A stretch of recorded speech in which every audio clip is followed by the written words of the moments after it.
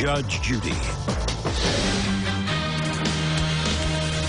You are about to enter the courtroom of Judge Judith Scheindlin. This is Judge Judy. Danielle DeCaro is suing car dealer Howard Stone for the return of money she paid for a car. Order. All rise. Case number 192 on the calendar, the matter of DeCaro versus Stone. Thank you. You're welcome, Judge. Parties have been sworn in. You may be seated. Have a seat, please. All right, Mr. Carr, you bought a used car from the defendant, and looks to me as if you had a little bit of buyer's remorse. You want your deposit back. Mr. Stone has a counterclaim. He said that you slandered him in his business. I'll give him about 30 seconds to tell me about that. When did you buy the car from Mr. Stone? On May 7, 2015. Does he have a car lot? Yes. And you found a car that you liked. How much was the car? Altogether, without the financing, probably about Not about. How much was the car? $11,000. Is that correct, Mr. Stone? The car, Judge, was $10,113.97. Is that including everything, tags? That is not including taxes and tax. So she said about $11,000. That's pretty close. 7 Chrysler 300. Bird, want to do me a favor? Just for my own information, just look up. Did you look up the Blue Book price of the car? Yes, it came to less than $7,000. Well, why would you pay $11,000 for a car that's worth $7,000? They told me that they go through a different, instead of like Kelly Blue Book, they go through a different company. What does that mean? To be honest, I have no idea, Judge. I specifically asked Gwen. I can explain what that means if you'd like. Yeah. You're going to explain to me the difference between $7,000 and $11,000? I know the difference between $7,000 and $11,000. I was going to explain to you the question that you asked, what does that mean? Regarding the I know exactly what it means. Regarding the value of the car. I know what value means. I know what you can buy it for. If you can buy it for $7,000 and you pay $11,000, that means you're an idiot. I don't need to explain that then, right? What? Go ahead. Right. All right. Okay. How much was the sticker price on the car? $68.24. $68.24? And 68 cents. Okay.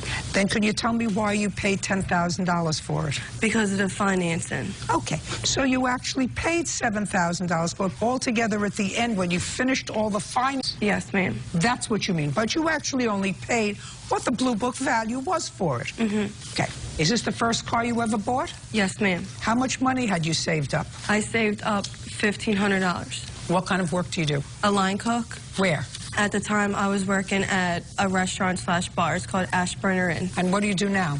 Unemployed because I'm pregnant. I'm 7 months pregnant, Judge. When did you stop working? About less than a month ago. And you bought this car on what date? On May 7th, 2015. So it was a short time after you probably found out that you were pregnant because you stopped working sometime in June. Yes.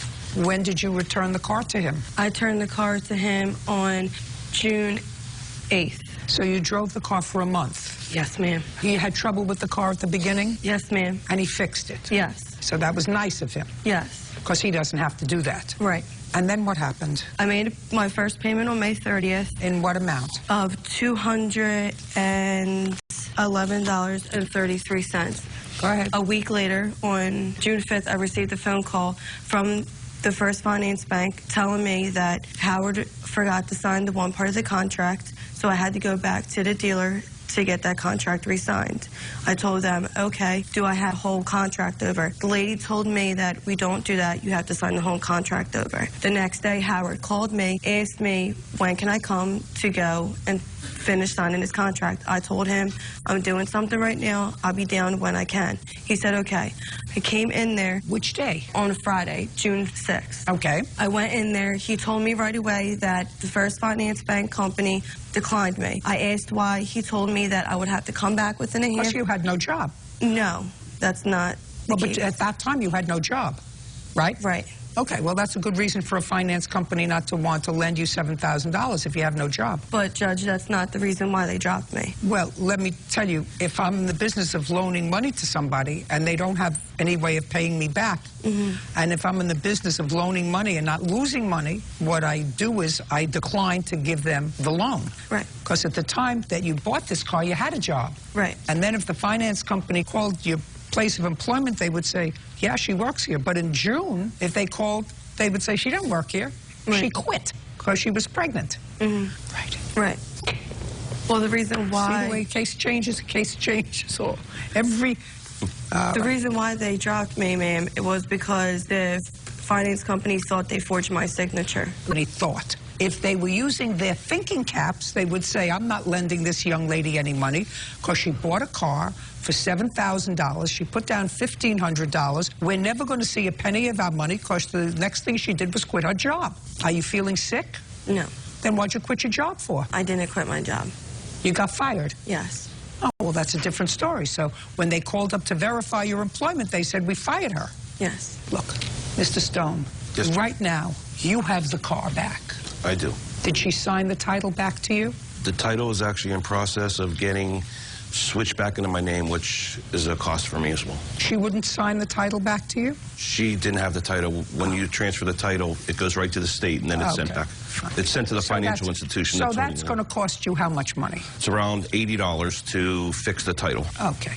And she drove the car for a month? A little over a month. No, that's wrong, Your Honor. Yeah, you told me. You drove the car from May 7th. You returned it June 8th. That's what you just told me. I wrote it down. You said you bought it on May 7th, and you brought it back on June 8th. That's a month. You should learn how to count your months. So you drove the car for a month. Now you have the car back, and you had a little grief. Okay? How much money did she give you? Danielle gave me a $1,000 deposit on the day that she bought the car on the 7th. She then $154. How much did she give you? Total, $1,000.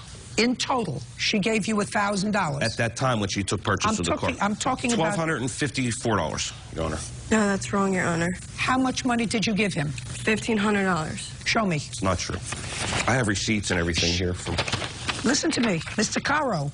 You say in your complaint, listen to me carefully, in your sworn complaint that you gave him $1,254. That's what you... Shh, just a second. That's what she says in her complaint. Right, I did. And the reason $1,000 was for my down payment, $254 was because we did a promissory note because He says you gave him $254. Right. So I'm asking you, how much money did you give him?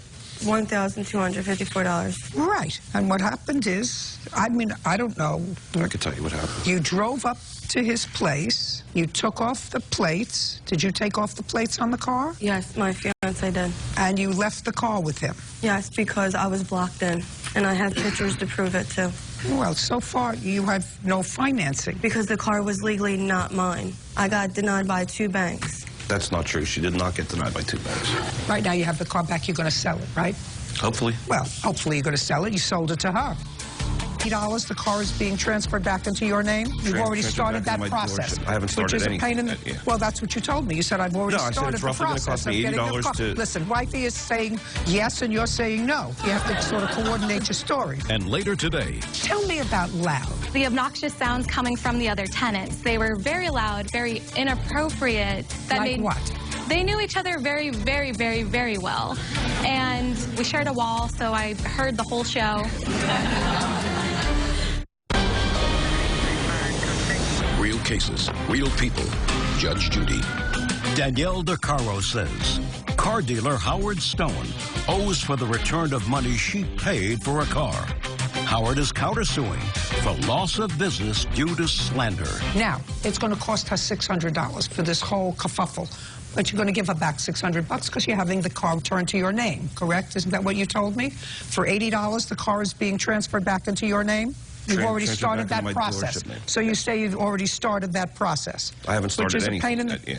Well, that's what you told me. You said I've already started the process of getting the car. Listen, wifey is saying yes, and you're saying no. Do you have to sort of coordinate your story? The process is started. Right, the process is started. That's what she says. So I'm giving you $600 for your truck. Do you understand? Yes, ma'am. You're supposed to be responsible. You don't buy a car for $10,000 and the next day quit your job or do something to get fired from your job.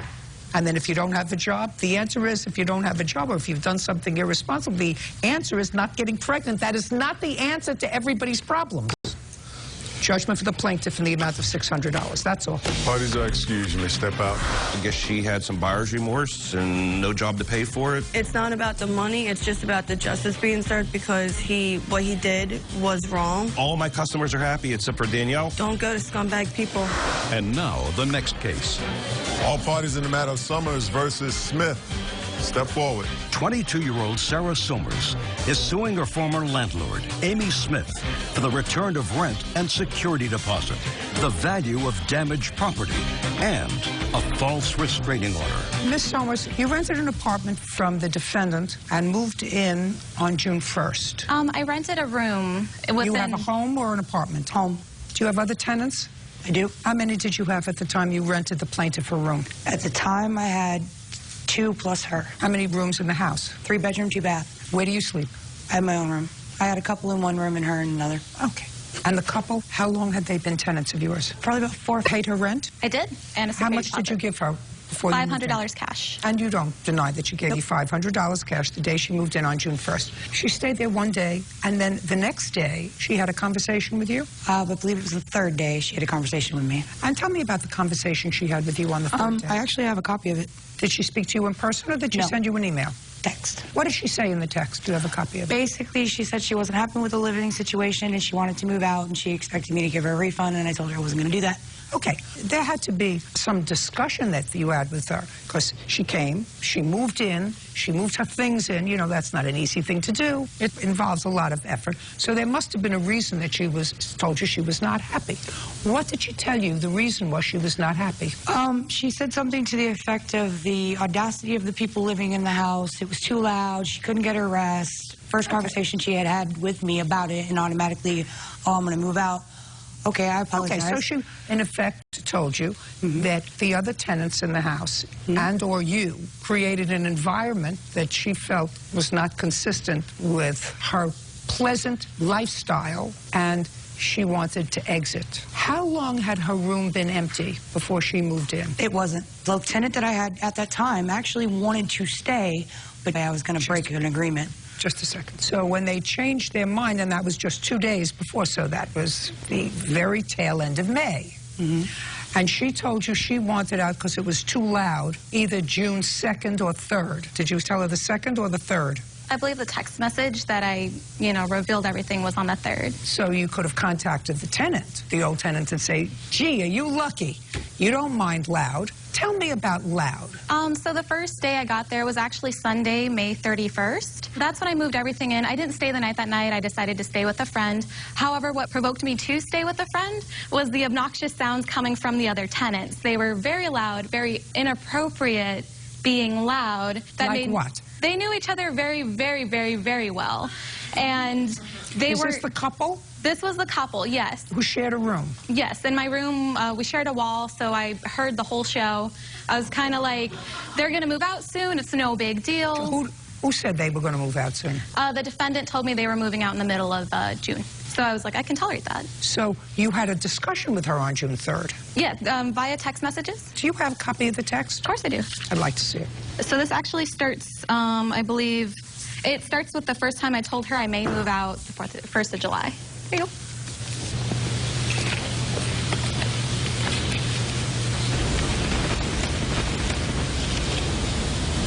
So now I see what happened in this text. You weren't happy with what was going on in the room next door. Did you give her a security deposit as well? Yes, ma'am. How much? $200. So what you said was, I want some money back. If you give me $450, I'll leave and it'll all be happy. She said, I'm not giving you any money back. She said, I'll return your security deposit 30 days after you move out, because you told her you were going to move out in July. You weren't happy. But you wanted money back, which you are clearly not entitled to, because you move into the room, you leased the room for the month. The fact that you didn't like it, that's tough. The problem, however, Ms. Smith, is yours. Judge Judy continues in a moment. What you did was retaliation. Nothing says that you can't have friends over, but the reason that you had them over was clearly to annoy the people who were Not next at door. all. I felt Good. so uncomfortable That with wasn't her. a question. That was a statement. Real cases, real people. Judge Judy. Sarah Somers claims former landlord Amy Smith unlawfully evicted her.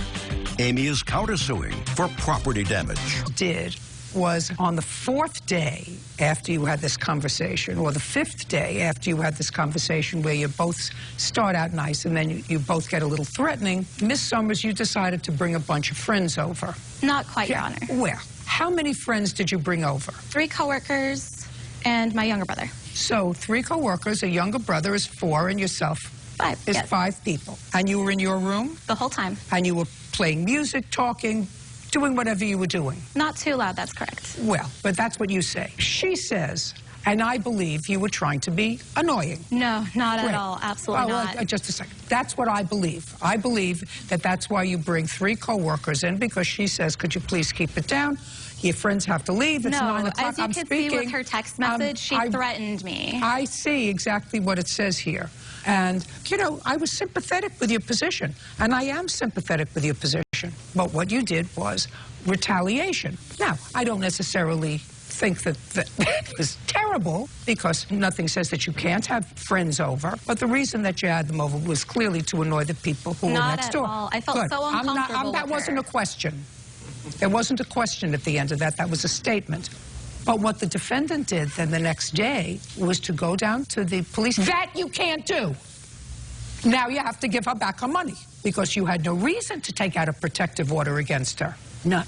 Just like she's complaining that your tenants next door were keeping her up at night because of their loud, intimate behavior. Well, if she went to the police station and said, I want a protective order, I want them to be quiet, that would be abusing the system and abusing the process, because I read your answer. And in your answer, Miss Smith, you say the next day, after she had her little group over, you went down to get a protective order and you changed the locks. Can't do that. Got to give her all her money back. Judge Judy continues in a moment. Closed captioning sponsored by. Want justice? Go to judgejudy.com. Like us on Facebook and follow us on Twitter. Now, there's no question in my mind that what you said in your application for a protective order, did you get it? Temporary. No, it could not have been a final protective order. Impossible, based upon what you wrote in your answer, unless you lied in your application for a protective order. I lied. But there's no question. I read your answer. You were annoyed with her because she said, according to law, I can have company here until 10 o'clock, and the 9th police station took out a protective order and changed the locks. That's what you wrote. Can't do that. So she gets all of her money back. She gets a $200 security and a $500 rent, because you evicted her illegally. Now you're going to show me, because you have a counterclaim. And your counterclaim is, you say she damaged the room. Oh, yeah. So now I want to see pictures of before and after. Look at me. Before and after. Top 2 are before. Middle, the last one is the repaint that had to be done because of the amount of damage. This is the before. Did you do any damage to the room? No, Your Honor. And she Just a second. I don't believe she did any damage to the room either. I left Judgment with a for the bag plaintiff full. and shh, don't speak. Judgment for the plaintiff in the amount of $700, $500 rent, $200 security deposit. Your counterclaim's dismissed. That's all. Excuse me, step out. Judge Judy continues in a moment. And on the next Judge Judy. You entered into some sort of a business relationship with them. Then he learned to never loan money to family. The company is a scam. I'm not getting a good feeling about this whole situation. Judge Judy.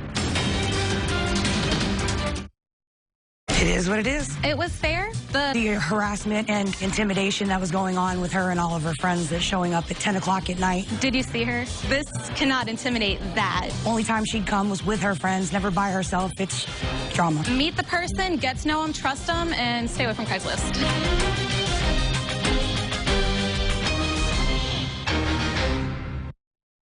The little dog was out of her control and darted into your garage. Our lab mix actually swooped it up and had it in her mouth. A near miss with the dogs next door.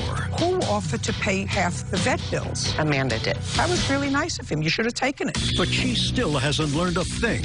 I have multiple pictures of her new dog off leash. What? My point being is that she was... Judge Judy. You are about to enter the courtroom of Judge Judith Scheindlin. This is Judge Judy. Stacy Langford is suing neighbors Greg Navarre and his girlfriend Amanda Sanchez for vet bills resulting from a fight between their dogs. Order. All rise. It's case number 69 on the calendar, the matter of Langford versus Navarre Sanchez. Thank you. You're welcome, Judge. Parties have been... The defendant's neighbors of yours? Correct. How far do they live from you? Right next door. Their yard and my yard just have a fence in between the... Yeah. It's your claim that you have 2 dogs. Yes, correct. You have this 1 dog? I have 2 dogs, but... This is the dog that Correct. was injured? Yes. It is your claim that the defendant's dogs, both of them, came onto your property and one of them injured your dog? Correct. The defendants say that actually your dog came onto their property and was barking at their dogs. Your dog ran back to your home and their dogs chased after your dog.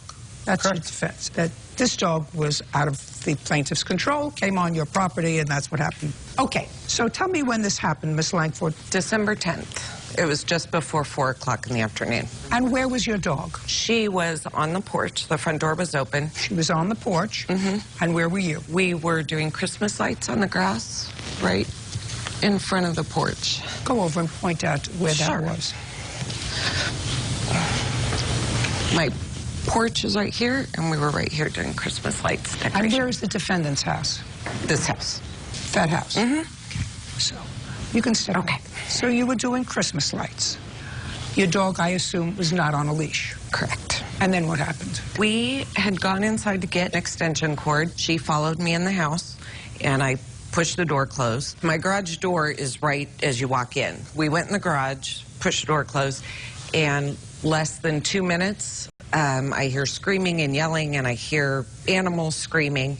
So I run out of the garage, out the front door, and as I get on my porch, the defendant's dog is right here with my dog in his or her mouth. How did your dog get out? The front door opened. It didn't close all the way. Wind. I don't know. Whatever. Yes. The dog was out of your control. Yes. Who witnessed the... I witnessed the entire event. Your last name is? Navarre. Mr. Navarre. Do you live in that house? Yes, the house to the right. How long have you lived there? A little over a year. How long have you lived in your house? 3.5 years. Who do you live there with? I live there with my wife, or girlfriend, I guess you would say. Who else? And our son and our daughter. How old are they? My son is 6 and my daughter is 7 months old. And what kind of dogs do you have? I have a lab mix and a Staffordshire Terrier. Lab mix and a pit bull. No, Staffordshire Terrier. It's like a, I don't know what to explain. It's more of like a Mastiff than anything. Right. I have pictures of... I'd like to see the pictures. Do you have pictures of your dog? Yep. Yeah. I'd like to see. I have pictures of both of them, actually. Which one had the... What breed The is lab that? mix. Oh, the lab mix. The lab mix.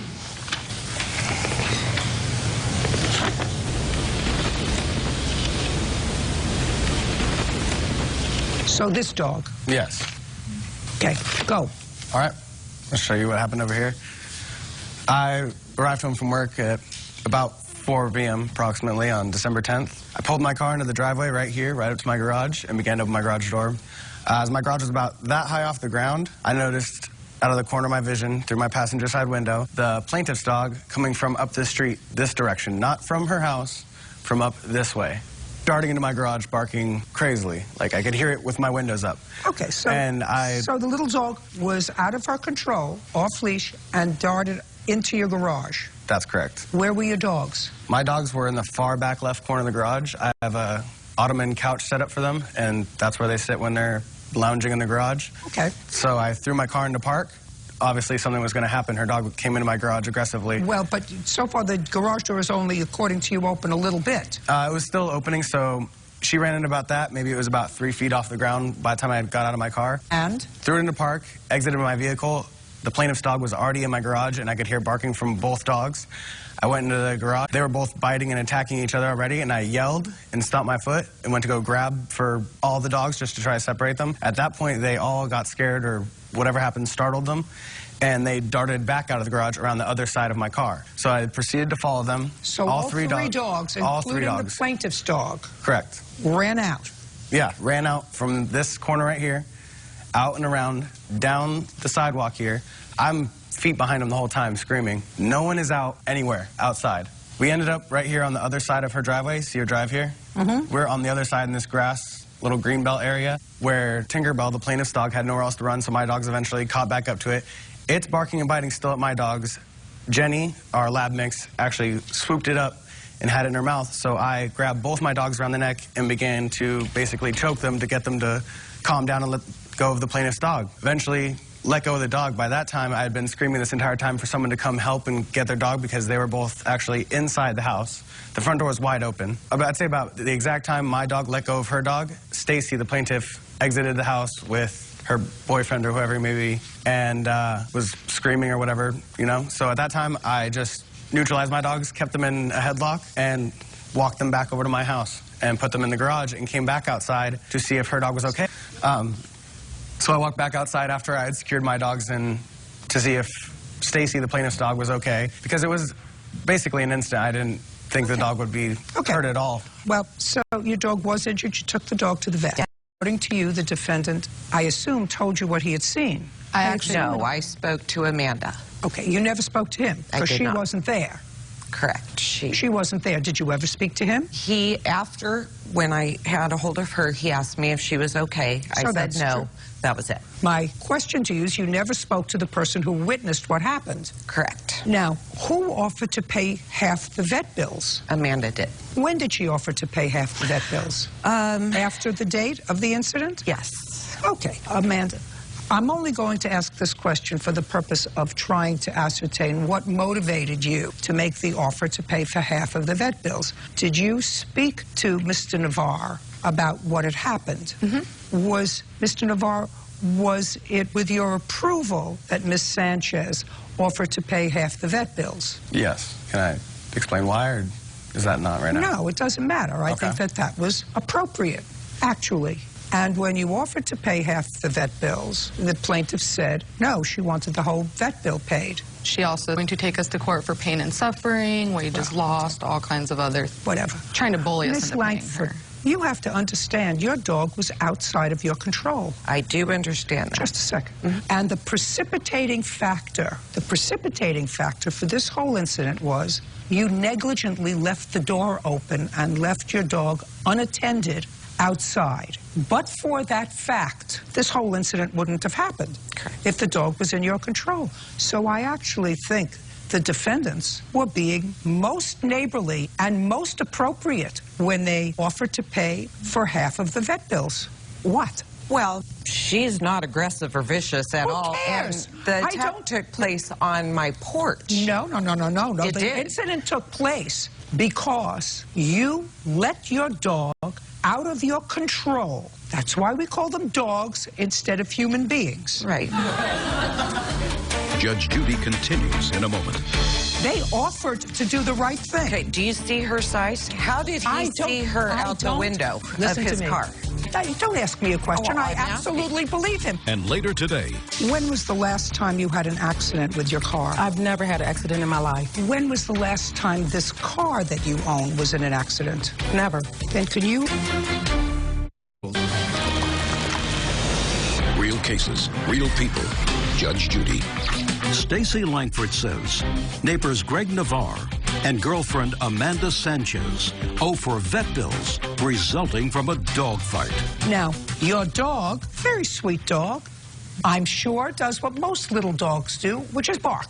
And I absolutely believe him. And I'm going to tell you why I absolutely believe him. Because he absolutely did the right thing. He said, you know what? It's really not my fault. The dog was out of her control, came in, precipitated an event, but the dog did get hurt, and my dogs did get away from me because the garage door opened up and they scooted outside. So her dog was injured, and I'm going to offer to pay for half of the vet bills. That was really nice of him. You should have taken it, because from me, you're going to get nothing. Well, okay, so... They offered to do the right thing. Okay, do you see her size? How did he see her out the window of his car? Don't ask me a question. I absolutely believe him. You negligently put into effect, by not securing your door, if I believe that story, because he says he saw the dog coming from the opposite direction from your house. What? I have pictures of her dog coming from the same new dog off leash, continuing to do so. In my yard. Off leash in the yard? Yes. No, It's not her. This is her son with the dog off leash in my driveway. May I see it?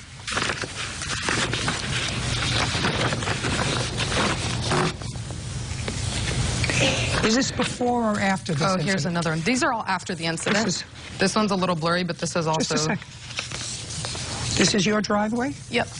Where is this picture taken? You want me to show you on the board? Yes, I would, please. So that's not near your house or their house? No. Now I see where it is. Well, that's my house. No, this is your property? Yes. Look, my house is at the end. Well, I see your house is at the end. My question is this your property? The grass belt, yes. But as you can see in the picture, she's nowhere near the dog. Yeah, the dog's off leash and outside. And I don't see anybody around the dog. Yes. This is like a daily occurrence. Well, the reason it's a daily occurrence is I can't put my dogs in the backyard. And I have messages to their landlord that the fence is not stable. Listen to me. I'm not interested in the fence. What I'm telling you is, after this event, they started to memorialize the fact that you allow your dogs, both of them, outside and not in your control. Well, Just a second. Okay. You have any pictures of their dogs outside? That's all. You should have taken the offer. Thank you, Your Honor. Excuse you, step out. Damage was to my animal, not theirs. Her dog entered our property and attacked my dogs. It's not my fault that my dogs were effective in neutralizing her dog. Well, she almost died, but she's here. She should have taken our generous offer when we offered it. And now, the next case. All parties in the matter of Pope Ganesh versus Hill. Step forward. Rachel Pope and husband Prakash Ganesh are suing Angela Hill for the cost to repair their car. The couple claims Angela hit their parked vehicle and drove away. Your last name is? Pope. And this is your husband. You live together? Yes. You were fast asleep? I was. And someone hit your parked car? Correct. What kind of car was it? It's a Honda 2004 Accord. You were awake, sir? Yes, I was awake. Tell me when this happened. It was around 10 o'clock on the 7th of February. I was getting ready to go to bed, and then we heard a loud crash. My friend who we were staying with, Ryan Tone here, came up to the room and told me, he's like... You heard a crash? Yes. Your last name is? Tone, T-O-N-E. Where were you, sir? I was also getting ready to go to bed. I was in my bedroom. You didn't see what happened? That's correct. You just heard something? Outside of my house. I looked outside and I didn't see anything. I went to where his bedroom was, and I told him, I believe somebody has hit your car. What made you think someone had hit his car? It sounded to me like a car crash. I've heard car crashes before, and I heard a car screeching away. Judge Judy continues in a moment. The reason your car was towed was because it had damage on the right passenger side of the car consistent with having been in an accident. That's why it was towed. You know that. Real cases, real people. Judge Judy. Rachel Pope and husband Prakash Ganesh claim motorist Angela Hill hit their parked car and fled the scene. Angela denies the charge. Was Mr. Ganesh and Miss Pope's car parked right in front of your house? That's correct. Did you go outside? Yeah, after I came and I talked to Prakash, I told him what I thought had happened, we walked outside. Okay, tell me what you observed. When I got outside, there were neighbors to our right who were already there, and to our left who were also there, and we walked up to the car and we saw some damage to the back rear of the car. There was a large dent, and the back left wheel was, we thought might have happened. One of our neighbors had said that he witnessed a vehicle drive away. Okay, you can't tell me about what that neighbor told you unless that neighbor is here. Is that neighbor here? No, that neighbor has child care issues. So what did you do next? At that point, we called the police, and we gave them our story. Do you have a police report? Yes. I'd like to take a look at it. Because that's what this case is about. It is your claim that Miss Hill is the owner of the car who hit your car. You want her to be responsible for the damage to your car. Are there any witnesses' statements? Yes. I'd like to see them. Police witnesses' statements, not ones that you prepared. No, we do not have a police witness statement. Okay. Well, there was a police call And the police call indicated that a white SUV, is that what you have? No, ma'am, I do not. Well, what color is your SUV? It's a darker silver. Dark silver? Not dark silver, it's like silver. It's not a white at all, it's black and silver. You have pictures of your car? No, I do not. So now I have some questions for you. You were working that evening. You came home from work. Yes. According to you. Yes. I've read your answer. And there were lots of people in your house, according to you. Yes, it was probably about 16 to 18 people at my house. And that was at 10 o'clock at night? I actually got home at 6 o'clock. What time? 30. And there was still a lot of people in your house. Who were they? Not as many. Not as many. A few people had left. It was still possibly about 7 people left. Who were they? Friends and relatives. We had recently had a death in the family, so we had a few people over. As a matter of fact, when I got home, my sons had already had family members. So we had a friend up from Chicago. How old are your sons? 29 and 28. Did they have cars? Yes. What kind? My son has a 2010 Cadillac. I don't know what model. And the other one has a Dodge Charger. And where were those cars? Well, one of the Cadillacs was there. The Cadillac was there. The Charger was not there. Where was it? Probably at home because my 2 sons live together. And usually if they're traveling and coming somewhere, they drive together instead of driving one vehicle. The bottom line is you don't know what happened between 8:30 when you went to bed. Yes. And a little after 10 when the police came to your house. I think the police came to my house closer to maybe 11 o'clock. Maybe, because this happened at 10 o'clock. So yes, maybe they the police came. Maybe the police came at 11. So the answer is you do not know what happened with your car. No, but in return, I did contact their insurance company. Just a second. The police report, which I've read carefully, have you read it? Yes. Yeah. Tell me what year car yours is. Around 2010. And is the car insured? The car wasn't because at the time the car. Just a second. Okay. Was the car insured? No. Judge Judy continues in a moment. Closed captioning sponsored by. Are you the victim of a scam? Go to judgejudy.com. Like us on Facebook and follow us on Twitter. Now, when was the last time you had an accident with your car? I've never had an accident in my life. Just a second. You've never had an accident? No. Either with this car or any other? I've never had a car accident in my life. When was the last time this car that you own was in an accident? Never. Then can you account for the damage on the passenger side of your car? Actually... Just a second. No, I cannot. Just a second. So your car was never in an accident? No. With you or anyone else? No. The reason your car was towed was because it had damage on the right passenger side of the car consistent with having been in an accident. That's why it was towed. You know that. I know that. You know that. What was the damage to your car? The back passenger side wheel, the whole suspension. How much? Oh, $5,364. The maximum we can request in our area is $3,000. Judgment for the plaintiff in the amount of $3,000. If somebody else drove your car, that's all. Parties are excused. You may step out. Judge Judy continues in a moment. And on the next Judge Judy. She got a judgment against you.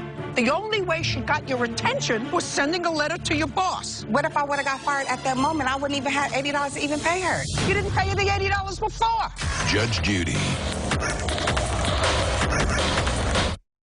I sought out Judge Judy because I was looking for justice, and she provided that today. If my vehicle was involved, I wanted to be responsible for my vehicle. We would have just worked this out on an individual basis if she had been willing to work with us, but we heard her screaming down the street.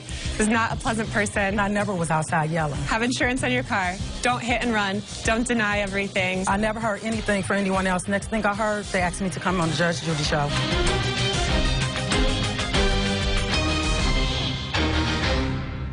He learned about his long-lost relatives. You and the defendant's husband found out that you were related? That is correct. You entered into some sort of a business relationship with them.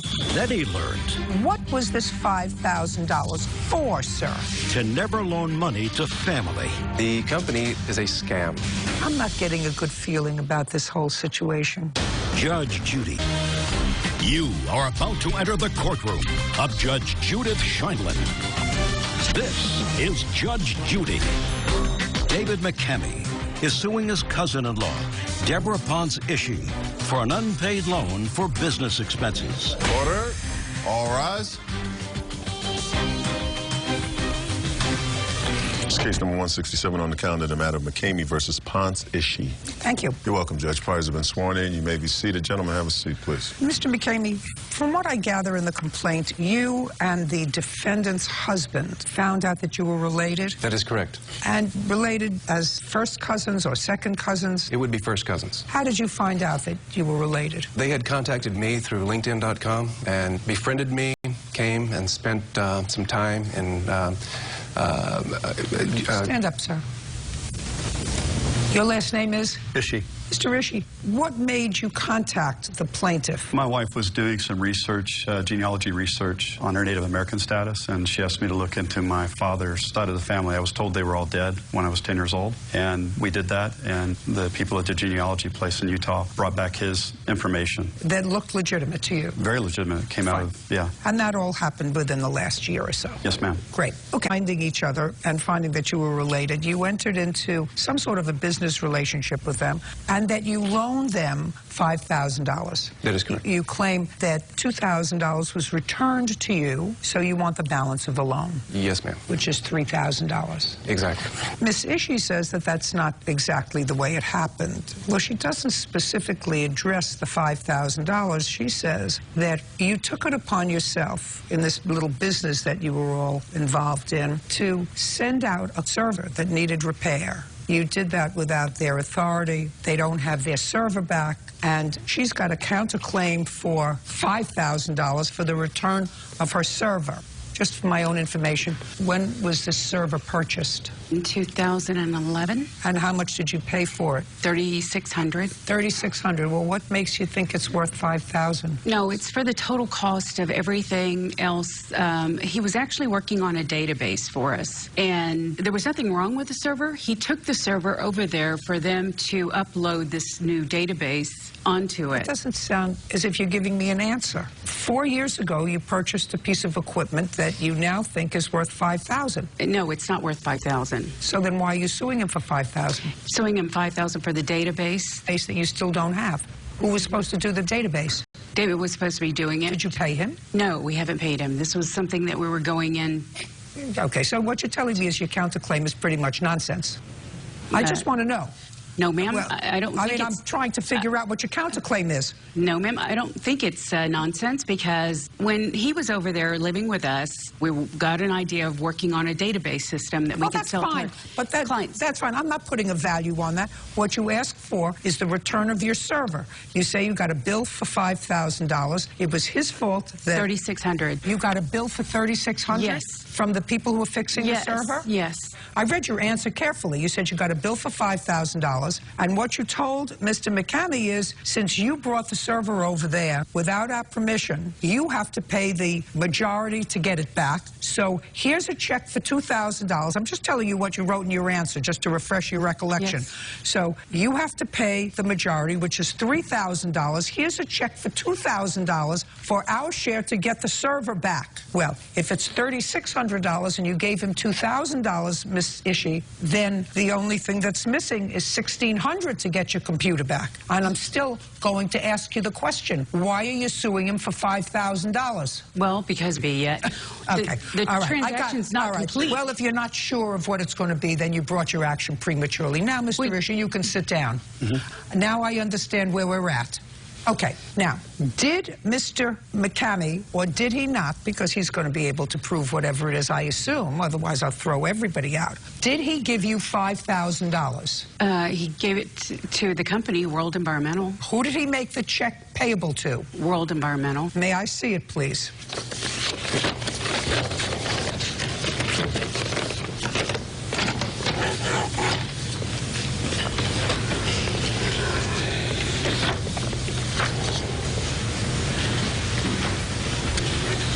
Now, Mr. McCamey, what was this $5,000 for, sir? I was asked to loan them $5,000. No, you didn't loan her any money. If anything, if there was in fact a loan, you loaned the company money. Okay. That's who you made the check payable to. Correct. Not her. Correct. Okay. What for? They were going to be paying an employee that they didn't have enough money to pay They asked me to loan them $5,000 to cover that payroll for that employee. What were you doing at that time? I was unemployed, Your Honor. Where were you living? I was living between homes, actually. Were you living with them? No, I was not, but I was staying on occasion. Where are you working now? I am still unemployed. How are you supporting yourself? I have rental property income, rental income. And you were working with them on this project when you were staying with them. When you were homeless and staying with them on occasion, you were working on this project. How long were you working on the project, sir? From what month to what month? Again, approximately between, I guess, September through January. So for a substantial period of time. Many hours. Working on this project. Correct. And what were you supposed to get out of working on the project? 20% of the royalties was agreed upon. And had that business model been up and running before September? No, it was not. How did it get started between the two of you? Well, an ideal. We were pretty much running ideas across one another. About what? Well, and specifically to do a count on pharmaceutical waste materials. The application that I was going to be in charge of was supposed to keep track of these pharmaceuticals that were being reported back to either the fire department or the environmental services companies. But we needed help on getting... Just a second. And whose idea was that? It was both of our ideas. Is that correct? No, we had originally had the database, okay, and with one of our clients, she wanted us to upgrade it to add other pieces to this database, which... So is that your business? Yes, it is. How long have you been in that business itself? Yes, ma'am. Okay, now, how long did you live with them? I stayed with them approximately maybe 4 times. Actually spent the night with them 4 times because it was a substantial amount of mileage between the home I'm in Texas City to the Woodlands. And who were you living with then? Actually, it was my brother and my parents. I'm not getting a good feeling about this whole situation. May I add something? You can add whatever you like. Okay. The company, World Environmental, is a scam. These people have done it not only to me, but they've done it to several other, what they call employees or contractors. They use them to get what they need, when they need, and the money that they have, and they do whatever they want with it, and they leave people in the lurch for their hard-earned money. Well, that's interesting. That's an interesting fairy tale. You have something. You have something. Your Honor. You have something that you can show me to prove that. Yes, I do. Then I'd like to see it. The amount of money that I... Not you. I'm not talking about you. You said these people are scam artists. Could very well be. Could very well be they are. Could very well be you are. I don't know. But if you make that allegation, you have to be prepared to back it up in a court with proof. Right. That would be 10 other people who they've scammed money from. That would be a conviction for fraud. Can you come here?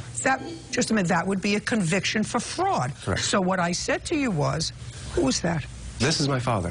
Stand up, sir. Was I not in contact with other employees, with these people who did not pay them? He can't tell you that. That's hearsay, sir. Okay. If you're in touch with other people, bring them. Your father can't tell me that he knows you were in touch with other people who they took money from. That's the same hearsay. Okay. You have anything else? He does have proof and also a text message. If he has it, then I'll see it. They admitted paying him $2,000 on the $5,000 that they owed him. Then that I would love to see. Really?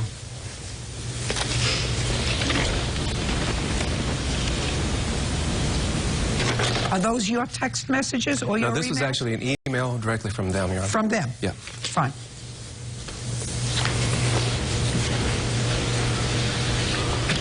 Well, this is the interesting part. Stand up, sir.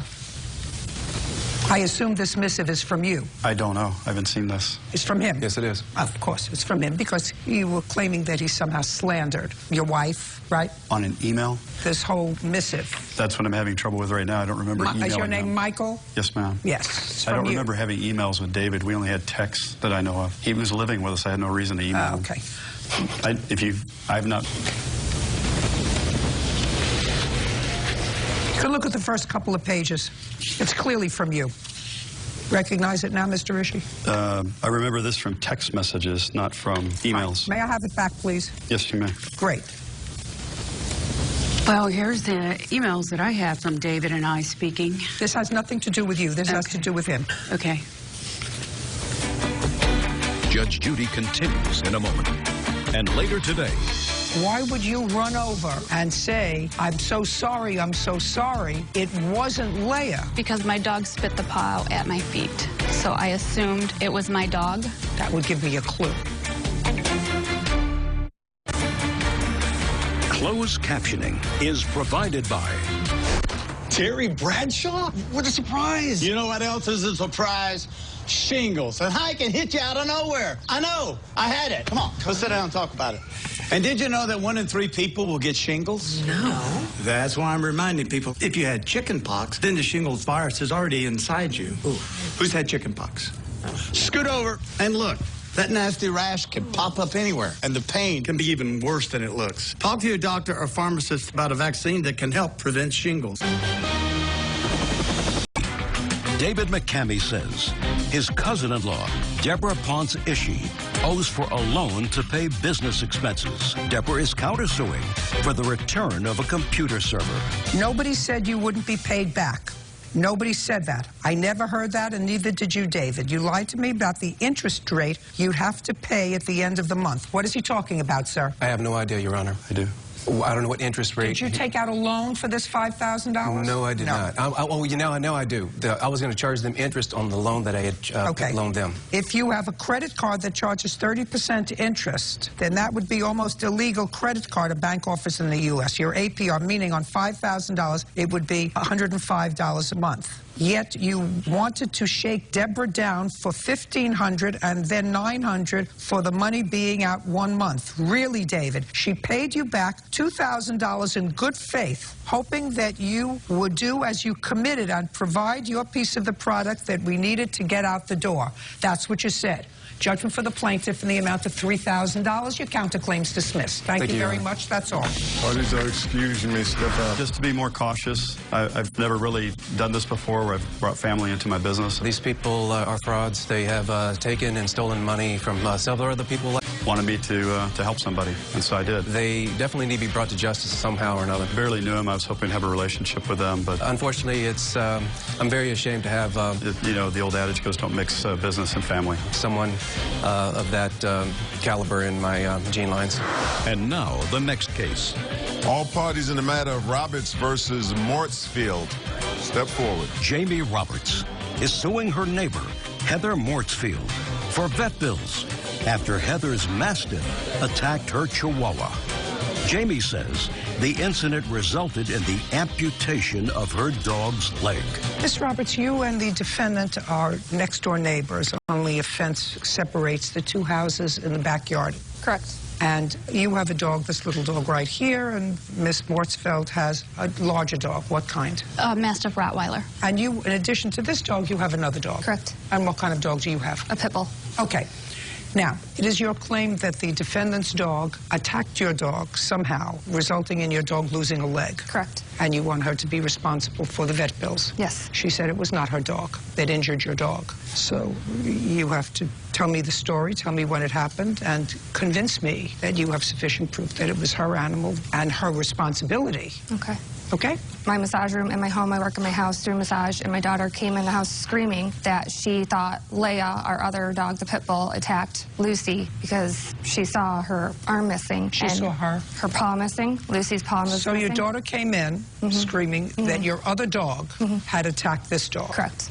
And? And I took Lucy from her hands and looked at her paw, and I thought that her paw was still there. There was so much blood. But what I saw was her nails was actually her bones. So I wrapped her up in a towel, and I rushed her out to the car to take her to the vet. And while I was getting in the car, Heather came over and said, I'm so sorry, it was not your dog, it was mine. I heard Lexi screaming, it was Leia, it wasn't Leia, and she was crying and very upset. And I said, well, I'm taking her to the vet right now, I can't talk.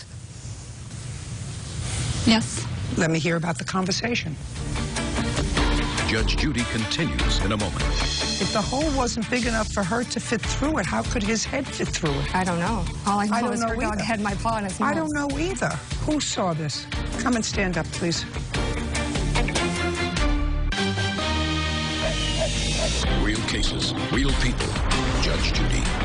Jamie Roberts says her neighbor, Heather Mortsfield, is responsible for a dog attack. Reeves' leg. Now, let me hear about the conversation. Look at me. Don't look down. Okay. Miss Mortsfield, don't look down. Did you have that conversation with the plaintiff? Yes, because I assumed it was my dog. Oh, you said to her, it was not Leia. That's what you said to her. Not a very difficult case for me, Miss Mortsfield. because people would not ordinarily come forward and even suggest that it was their dog. If you know that she has another large dog certainly capable of doing that kind of injury, why would you run over and say, I'm so sorry, it wasn't Leia? Because my dog spit the paw out at my feet. So I assumed it was my dog. I don't know that. Okay, well, then that's what prompted you to say it to her, because your dog came over to you and spit the paw out. Yes. Well, that would give me a clue, right? Yes. Great. How much were the vet bills? It was $1,480, I believe, was the total. I have them right here. The next question, I just have a question. If your dog is in the backyard and her dog is in her backyard, how did it happen? Her dog dug a hole under the fence. I have pictures of that as well. I'd like to see the I also have a police report stating that the hole was dug from her side. I'd like to take a look at that, too.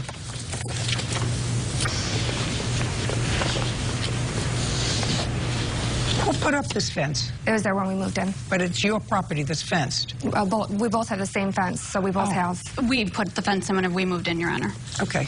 Your Honor, I have a picture of my dog with a basketball next to it showing how huge her head is. I'm showing that, I mean... Well, that's what I'm trying to figure out, actually. Here's a picture of her with, I mean, she has a basketball next to her head. I'm trying to figure out how the dog got his head underneath. It was a matter of not even 2 minutes, all this happening, so I don't know. I understand, but I'm trying to figure out how, if the dog puts their head underneath a fence, they can even go up and open their mouth. I mean, it's possible that your dog dug the hole, but that the little dog went through the hole. Yes, Your Honor. Is that possible? Yeah, she must have been right next to the fence, absolutely. Right. And it's more likely that she went through the hole than that big head went through the hole and got to her somehow. That hole wasn't big enough for her to fit through it yet. It could have been quickly, but... Just a second. If the hole wasn't big enough for her to fit through it, how could his head fit through it? I don't know. All I know is her dog had my paw in its mouth. I don't know either. Who saw this? Come and stand up, please. Judge Judy continues in a moment. Closed captioning sponsored by... Want justice? Go to judgejudy.com. Like us on Facebook and follow us on Twitter. Tell me your first name. Alexis. All right, Alexis. You ran inside and you told your mother that your other dog had bitten off the paw or attacked the little dog. Is that right? Yes. I want you to tell me exactly what you saw. I didn't see the incident happen. I let the two dogs out to go to the bathroom, and I was sitting at the table right by the door doing my homework, and I heard her screaming, so I ran out there and I saw massive amounts of blood. And she was laying on her back, not near the fence, though. That's why I don't think she could have gotten under it, because she was still over on our side. And so I picked her up, and I brought her in the house, and I told my mother, look what Leia did, basically, because Leia was standing right there, so. Did Leia have any blood on her? No, ma'am. Did not? Did not. Did your dog? No, she did not. The other dog, Leia, never went off your property. No, she didn't. Is that correct? She remained inside of your property. Yes, she did. Then there had to be, your dog got the paw somehow. For the amount of $1,480. Thank you. Boys are excused when they step out. Judge Judy continues in a moment. And on the next Judge Judy. Defendant says that you were her roommate. An ex who can't be believed. We slept together when we first got together. So you were dating before you moved into her house? Oh, yeah. Next Judge Judy. I don't know what to say. It was an unfortunate accident that happened. She came over crying, and she was very sorry, very apologetic. I was screaming and crying. It was very upsetting. I mean, dogs are going to be dogs. It's just... I ran over there and told them that it must have been my dog that had done it. The bill had to be paid somehow, and... I feel horrible. Whoever's fault it was, I felt should pay the bill.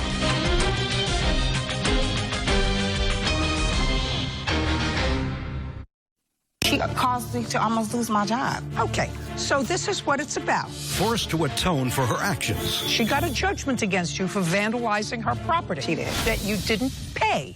But this victim knew the right buttons to push. The only way she got your attention was sending a letter to your boss. What if I would have got fired at that moment? I wouldn't even have $80 to even pay her. You didn't pay her the $80 before. What difference does it make? Judge Judy. You are England. This is Judge Judy. Raquel Lofton is suing her ex-boyfriend's boss, Catherine Brown, for lost wages and punitive damages for harassment and defamation of character. Order. All rise.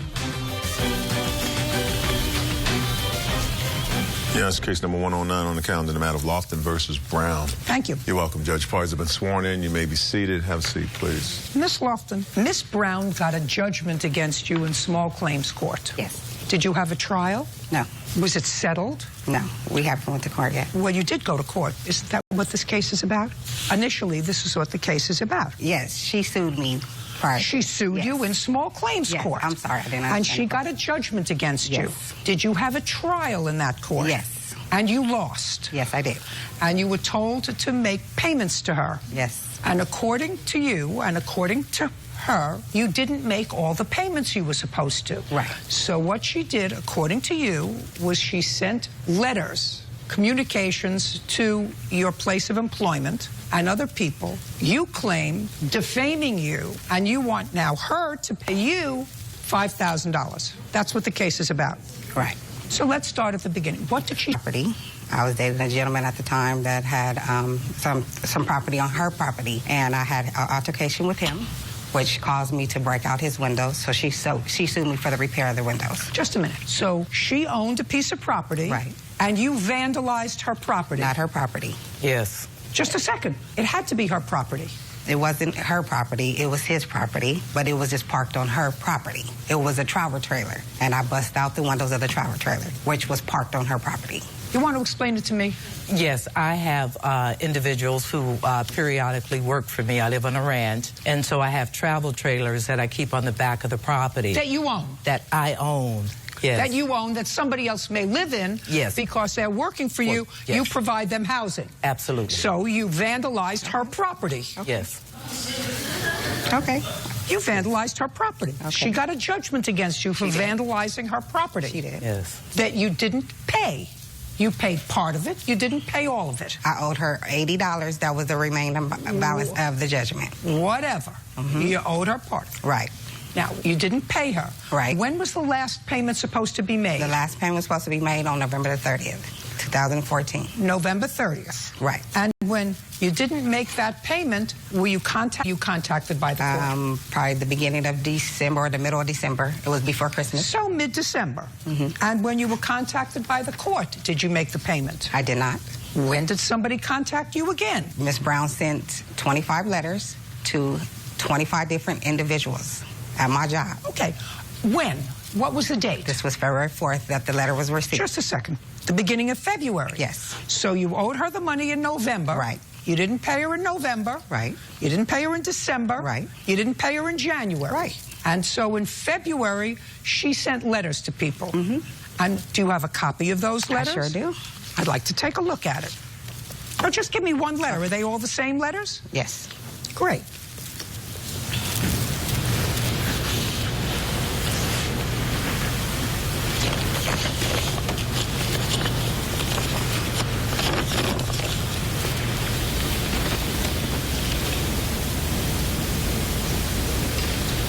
Okay, so this is what it's about. She sent this letter because, and I've read the letter very carefully. Let me see if I can summarize the letter.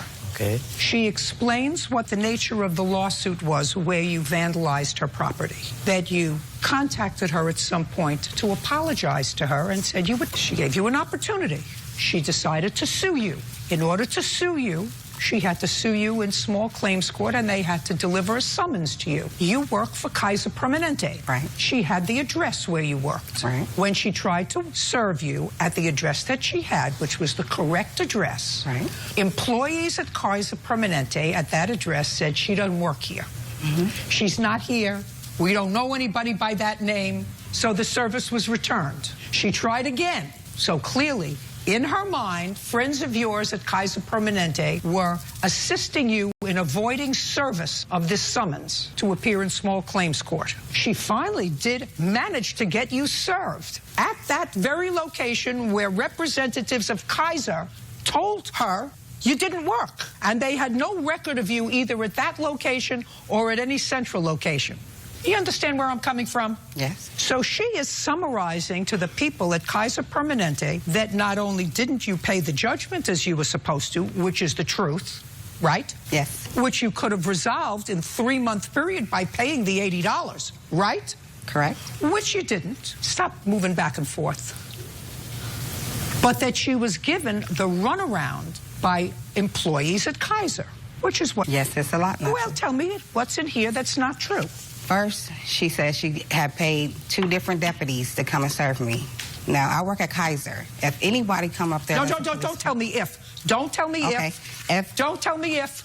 Okay. She tried to get you served, and you know exactly what I'm talking about. Okay. From her perspective, all of that is true. She tried to get you served and was advised by Kaiser employees that you don't work there. Can I say something, Your Honor? Sure. So I'm trying to figure out what's not true. 2 deputies, she stated on here as a timeline that was supposed to serve me the first 2 times. When a deputy comes and they're asking for an employee or anyone that's there, the security is going to walk him down to my station. Don't tell me what they're going to do. Okay. Bring me a witness. This is what she says happened to her when she tried to get you served. So why was the 3rd person successful at the same location? I don't answer your question. The third person was successful because maybe they didn't get your sister there. I've been or working your friend, or your cousin, or somebody else. I don't have no relatives that work with me. You know what I'm talking about. But I've been working there almost 13 years. You know what I'm talking about. Mm-hmm. You could have resolved the whole thing by paying the $80. You think I'm going to award you $5,000 because she sent a letter to people that you work with? Can I say one more thing, Jane? Yeah, sure. She knew where I worked because she called and spoke to my nurse supervisor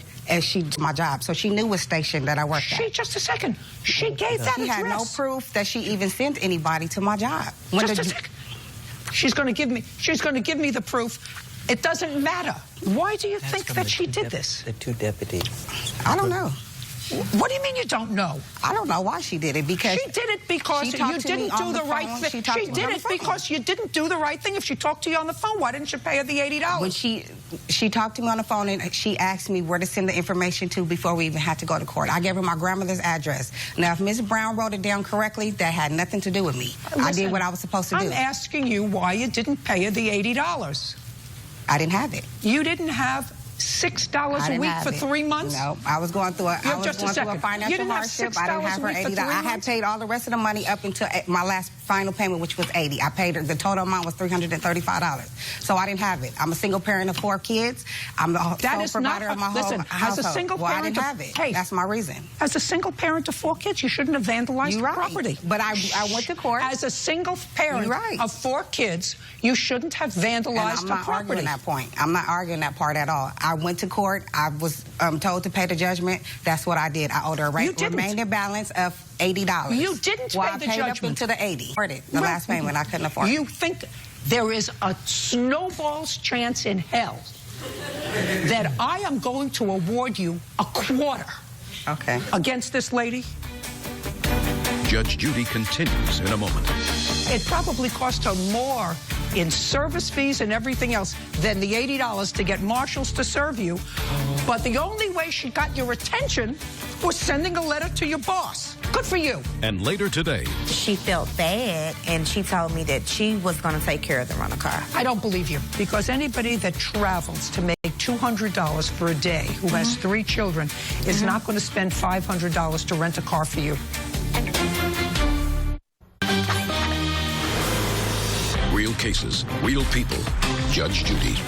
Vaquel Lofton says her ex-boyfriend's boss, Catherine Brown, owes for lost wages and punitive damages for harassment and defamation of character. Okay, what about what she caused me to almost lose my job?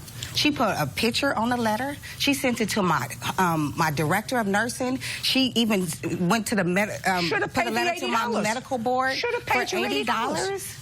Yeah, you should have paid the $80. Okay, so what if I would have got fired at that moment? I wouldn't even have $80 to even pay her. But I paid her. The payment is final. Where? The payment is final. Just a second. On what date did you pay her the $80? I paid her after the letter. I did pay her the $80. I just didn't have the $80 to give to her. So that, just a second. Put that down. But I couldn't contact her. Listen to me. Okay, listen to me. I'm going to ask you questions. Okay. After she sent the letters, Right. did your employers call you into the office? Yes, ma'am. And did you pay the $80? Yes, I did. Then she was successful. Then she got the $80. Right. It probably cost her more in service fees and everything else than the $80 to get marshals to serve you.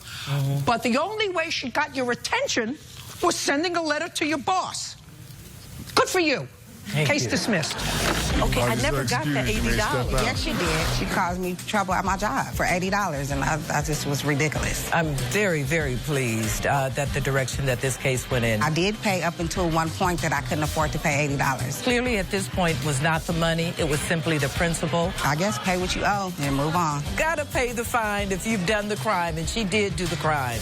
And now, the next case. All parties in the matter of McCollins versus Lee. Step forward. Chandrika McCollins is suing her former friend, Kamisha Lee, for rental car charges. And pull this case apart, and we're going to deal with it in its pieces. First part of your lawsuit, Ms. McCollins, is that the defendant asked you if you would rent a car for her. Put it on your credit card. You did. She said she needed the car for how many days? 1 day. When did she ask you to rent the car for her? March the 14th, 2015. And you knew each other? Yes, ma'am. I've known her 7 years. Tell me, was that conversation over the phone? Yes, ma'am, it was. Tell me. She called and she said that she had an emergency, that she needed to get her girls to an event in Nashville. And she asked, could I drive her to Nashville? I told her that I was unable to drive her to Nashville due to the fact that I have children and that it was last minute, so I didn't have a sitter. So she asked if I had a credit card and asked if I would rent the vehicle for her, that she promised that she would pay the money for the vehicle, which she did. She put the money on the vehicle, on my card for her vehicle for that 1 day, which was $100. The vehicle was only $87. So she paid you for the 1 day? For the 1 day, yes, ma'am. And then what happened? And then the car was supposed to be turned back in on that Sunday at 6 p.m. She did not turn the car back in. She did not even give me a call to let me know that the car was going to be late. Monday, I was getting ready for work when the rental car company called and said that this vehicle has not been returned. Vehicle returned. How you doing, Your Honor? Basically, I had... Not basically. I just want to know why wasn't the vehicle returned the next day? She was supposed to take me to Nashville with Why wasn't the vehicle returned the next day? Well, I had actually parked it in her driveway, so after that, she was responsible for it from that day. You parked it in what driveway? I had, when I was supposed to bring her the car back, I ended up taking the car back to her house. I told her Why didn't you take the car back to the rental car company? Because it was in her name, and she was going to have to return the car, Your Honor. Who picked the car up from the rental car company? She did. We both did, Your Honor. Just a second, did you go together? Yes, ma'am. Was she a listed driver on Yes, ma'am. No, it was not a listed driver, and if you can pull up the records right now, my name is... Was she a listed driver on the car? Yes, ma'am. She was on the vehicle.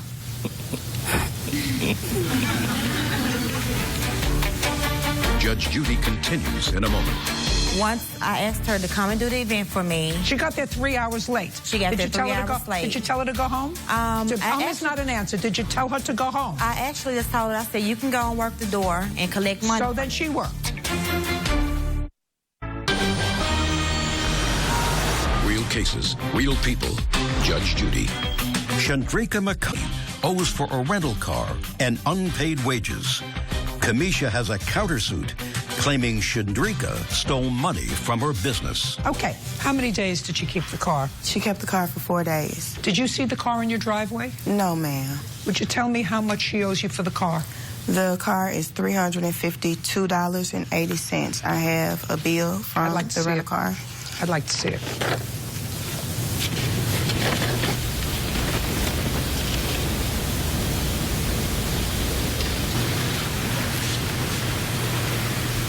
Okay, now the second part of your lawsuit deals with wages that she was supposed to pay you for working an event for her. Yes, ma'am. When did that happen?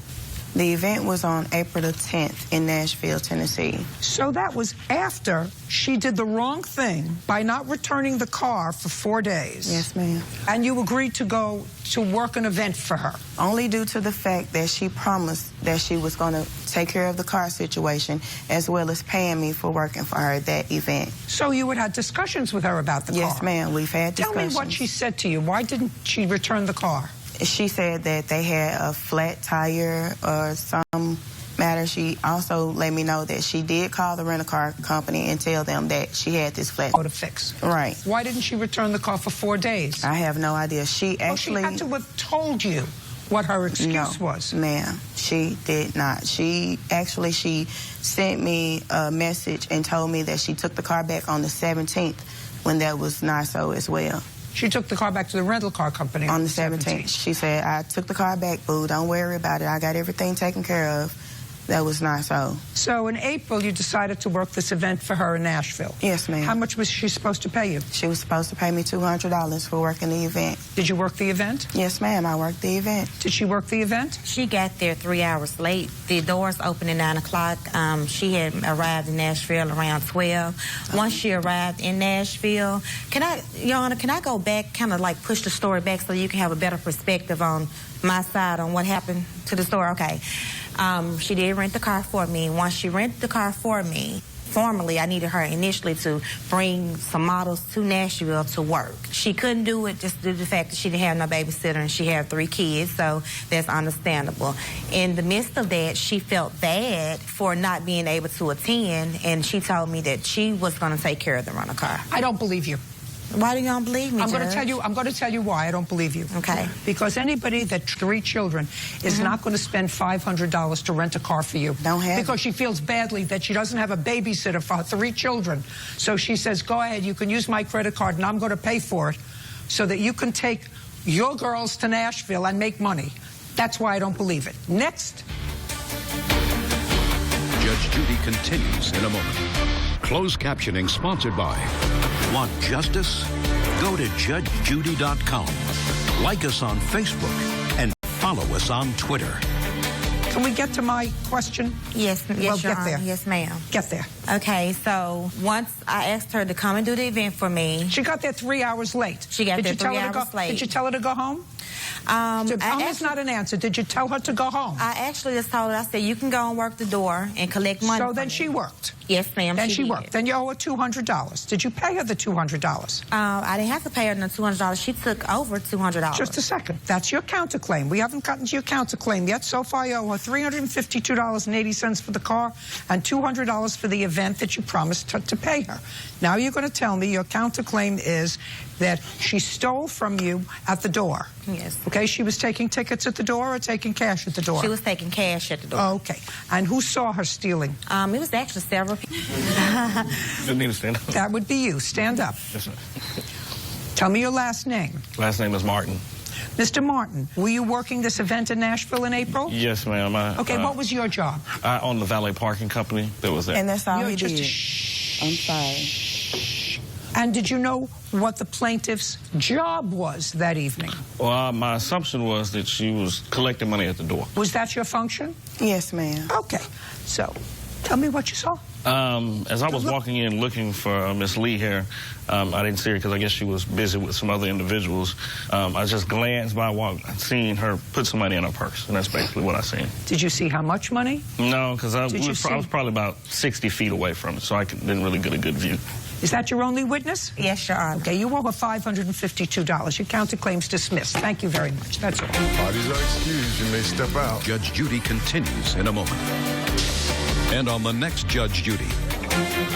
The siblings' bad blood She had her son shoot in the back of the head with the BB gun. boils over. She told my nephew, shoot her in the middle of the eyes like I taught you. Next Judge Judy. Realistically, she knows that she stole money from me. I didn't steal anything. You can't mix business with play. A business colleague, hey, you don't stand a chance.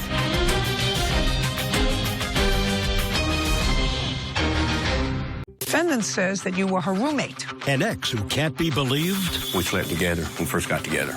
So you were dating before you moved into her house? Oh, yeah. But with the story changing. When he left, he stripped everything from the house. He took things that weren't his. Will her answers improve? He took the blinds, curtains. Curtains? From where? From off the windows. Judge Judy.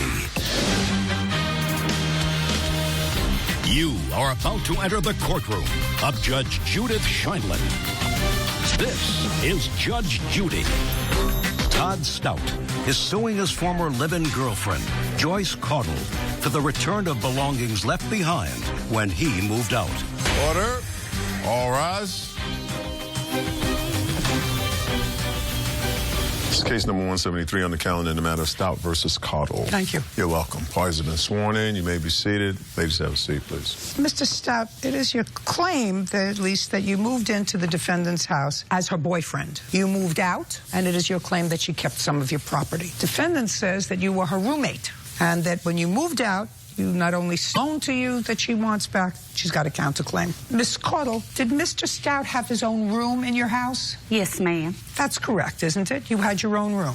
It eventually went to that, but not when we first got together, no. We slept together when we first got together. What month, day, and year did you move in to Miss Caudle's house? Been 6 months ago from now. I don't know the date, Your Honor. Well, figure it out. I don't know. 6 months ago. July. Do you remember what date he moved into your house? She should know more than I do. Yes, ma'am. It would have been January 23rd of 2015.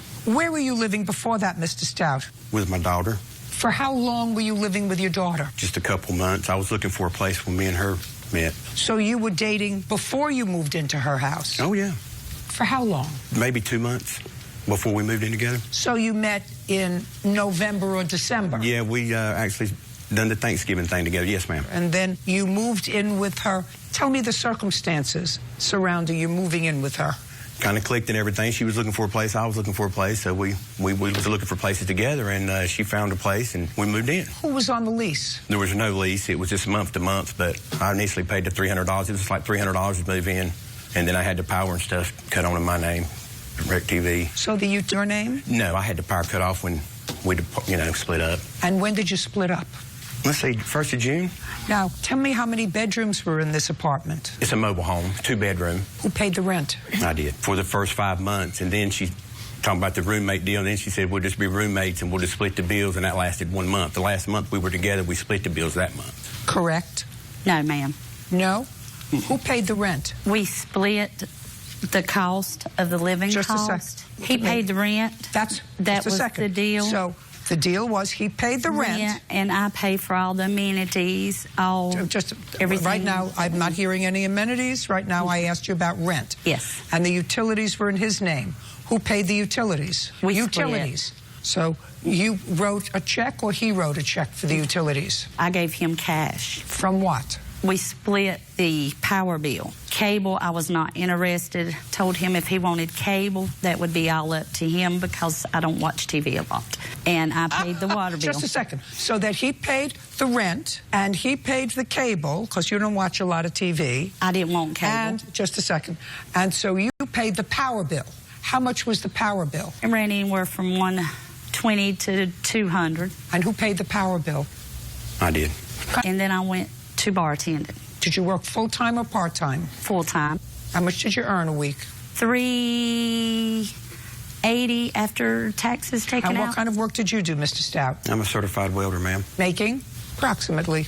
About $1,200 every 2 weeks. That's what I brought home. Okay. When you eventually separated, which was in June, what items do you claim Miss Caudle has that belongs to you? A bedroom set, 4 pieces, a TV, a stand-up fan that I just bought, a stand-up lamp, an old microwave. Oh, forget about the old microwave. Okay. Yeah. And I think, that's about, and still had some personal stuff there, like pots and pans. Okay. Bedroom set. Where did you get it, and when did you buy it? I bought it from my sister, and I got proof of that. You bought it from your sister? Yeah, like 10 years ago or something. Okay, yeah. Forget bedroom set.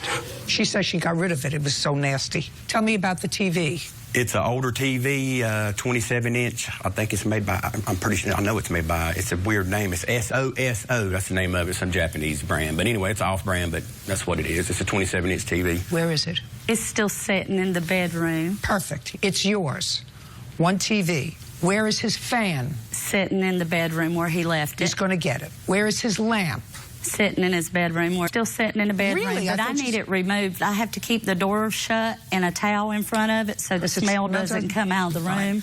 Come on. I have pictures. Where do you come from? North Carolina, North Carolina. Mr. Stout, you have 4 days from today's date to get a U-Haul and go and pick up your bedroom furniture, your TV, your fan, your lamp, all that stuff. If you don't get it 4 days from today's date, it's going to the garbage. Do you understand? Yes, ma'am. Perfect. Now let's get to your counterclaim.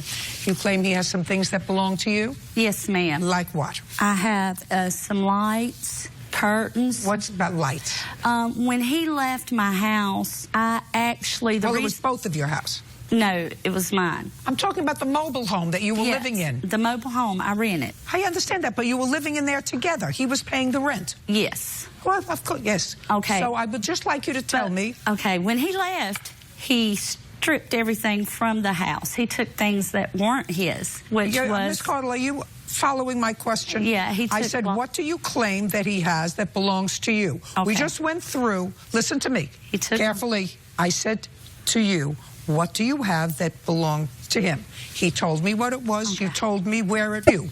What is it that you claim he took that belongs to you? Curtains. Curtains. Were the curtains there when you moved into the mobile home? No, ma'am. They was given to me as a gift. By whom? Some, and some were purchased. All right. What's next? Just one set was a gift. The rest was purchased. What's next? He took the blinds. Who paid for those? We both paid for them. Who paid for them? I swiped everything with a debit card, ma'am. So that the curtains and the new blinds were paid for with your debit card? Yes, ma'am. Every time I purchased anything, as us going out as a couple, picking stuff out, I always done that. And if I'd have known, I would have had that evidence. What else, Miss Cardle? I had purchased lights for both of my porch, solar lights. Let's go. Keep going. And he took every single set of solar lights off the porch and left one set. What else? He only purchased 2 sets. What else? And there was 8 sets. Money that he owes me. He owed me $700. He gave me $80 of that back. Tell me what the loan was for and when. He had to make a car payment. When? May. It was like the week before June when all this started. Tell me about it. He took $500 of my money when he left the house. Just a second. From where? From the house. I had it put up. It was for my bike. Just a second. So you had $500? It was money that I'd saved for the rest of that was for a payment on his vehicle. It come up to a little bit over $200 on that, but I didn't even count that. Well, good, because I'm not counting it either. Is what you're claiming that he stole $500 of yours when he left? Yes. Okay. Well, you were saving the money for what? My motorcycle. It's in the shop. Great. Did you take $500 when you left the house? No, ma'am. I've never took anything from Joyce, and she knows that. Yeah, I don't believe it either. I'm not a thief. I don't believe it either. Judge Judy continues in a moment. She's got my DirecTV boxes for my TV. She didn't give them back. That's the only thing you didn't tell me about, sir. I asked you, what is it that she has that belongs to you? You made a whole list of things. Sorry about that. There wasn't a thing about a DirecTV box. That was my fault. It was your fault. And later today. You know, the story that you told me in your answer, but you weren't there. Mr. Scott was. He just told you what happened. Mr. Scott is not lying to me. Okay. Mr. Scott is telling me exactly what he observed. Okay. He has no horse in this race. Real cases, real people. Judge Judy. Todd Stout says his former live-in girlfriend, Joyce Cardle, refuses to return belongings left behind when he moved out. Joyce is countersuing for an unpaid loan, stolen property, and an assault. Now let's get to the last part of your... the other part. Well, he assaulted me. Well, I would like you to tell me, on what date did he assault you? He assaulted me on Saturday, the 6th. 6th of June? Yes. Tell me how that happened. Okay, I went home. We were supposed to be going out to eat Saturday when I got off of work. And when I got home, he said he didn't have the money for us to go out to eat. He was always broke, never had any money. Just tell me what happened. Don't tell me all. Okay, so I come home when we get into an argument. He says he don't have money to go eat. I says, why not? I said, I thought we were going out to eat because we were supposed to be trying to give him a chance to do better than what he had been doing. So I was giving him like his 7th chance with me. Could we move this along? Yeah. Get to the assault. So I was giving him the 7th chance. I don't care. So you were going out for dinner. Yes. He said he didn't have any money. So he kept going and pushing on me. And then he went to swing on me. He pushed me. When he pushed me, I kind of lost my balance. So when he swung, he missed my face and he caught my arm because I was kind of like in a fall back. And? That was it. I grabbed my bag. I grabbed a bag and left and went to my friend's house. Were you treated anywhere for this injury? No. Did you call the police for this injury? Yes. The police officer at that time, when he come out. You called the police on the 6th? No, not on the 6th. I called the police on Monday. I'm not interested in that. I was still swollen. Listen to me. Yes, ma'am. 4 days from today, you pick up your stuff, whatever it is that you want, at the mobile home. You can go with a peace officer if you like. Okay. If you don't go, she's going to take everything out. She's going to remove the towel from under the door. She's going to take everything out and throw it away. Do you understand? Yes, ma'am. Good, great. Then we're done here. You get counterclaims dismissed. Your Honor. Excuse me, ma'am. I had the main thing was she's got my DirecTV boxes for my TV. She didn't give them back to me. That's the only thing you didn't tell me about, sir. I didn't want to break in. I didn't want to interrupt you. No, that's interrupting me. I asked you, what is it that she has that belongs to you? You made a whole list of things. Sorry about that. You made a whole list of things: an old bedroom set, a TV that a name I don't know, a fan. There wasn't a thing about a DirecTV box. That was my fault. It was your fault. But I have. Okay. Do you have DirecTV boxes that belong to him? Yes, they're in the box. Where are they? They're in his room. They're in the room. You pick it up when you go. Thank you so much. Great. Ma'am, Thank you. I actually have text message for proof of the money he took. Oh, you do? Yes. Oh, I would like to see a text message admitting that he took $500 from you. Well, he didn't say the amount, but it admits to the money he owes me. I can get it for you right here. Well, if you can read the whole text, ma'am.